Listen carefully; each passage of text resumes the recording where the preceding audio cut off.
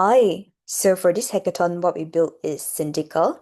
This is an operational platform built specifically for facility agents and security agents in the syndicated loan market, particularly once a credit becomes stressed.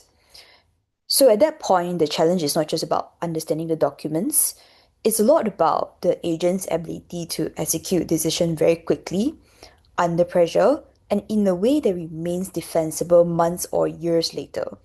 And a very crucial key element about a stress situation is that the agents will typically need to trade very carefully between stakeholders with conflicting interests. And this is the backdrop and the pain point that Syndical is built to solve. So here we can see, once you're logged in, you can see the active deal pipeline where it's sorted by way of the facilities. This is because in a stress situation, even if you have the same borrower, the different facilities of the same borrower will often move at different speeds, aiming for a different outcome, like be it a waiver or a scheme arrangement, and therefore each will come with a different voting threshold and process that it will follow. And therefore, once you click into a particular facilities, you will be able to see what is the distress situation look like. What's the leverage pressure? How is the liquidity tightening? Once you're inside the deal, you can see that it's organized very much in a way to help the agents to work more efficiently and to understand the pain points in the transactions. So here you have the knowledge layer, the deal overview, the documents, the LMA clause explorer, the lender registrar, and then you also have the decision support, which is very much the control room or the execution layer of the platform. And then lastly, you have the governance layer where you'll be able to check past precedents that you would like to use or to generate audits that can be formed part of typically like court filings.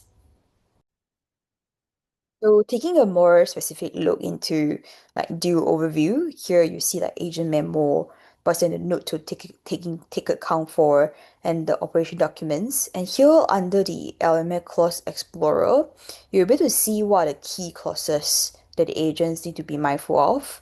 And also you'll be able to click into the document where this particular clause is being extracted. So this will help to verify where the clauses are and to have a glance of the key clauses. And then in the lender register, so lender register goes beyond just showing who are the lenders. But if you click into a particular lender, you'll be able to see the operational context here, and then the tranche exposure, how much should they hold in a particular tranche, and most importantly, it will also give you the context based on prior actions or past dealings with a particular lender. This will help the agent to perform their duties better and also to help them manage the expectation of different parties. Moving into the next layer, which is the outcomes layer. So let's say in the outcome, you will see here there's a waiver. There's also a scheme of arrangement as well. Why is that the case? Is because you will typically in the case, especially when the liquidity runway is very tight, the agent might need to work on a waiver solicitation actively, but at the same time in the background, they might need to start considering how to prepare for a scheme of arrangement. So within an outcome, say for example, if we cling to the waiver, you will see that it will help you to coordinate all the key tasks and track the most like important metrics, including things like deadline, the active process. Everything is aligned to the governing clause and also the live lender register that we just looked at. There is also an executive summary here where you can see at a glance what is the status of the particular outcome. How close are we to, for example, secure all the consent needed to have the waiver? And then if you look into the operational detail, you'll be able to see what are the tasks that needs to be taken. Then it will be broken down in the waiver. There's the voting, where you get to see who's voting for and who is voting against.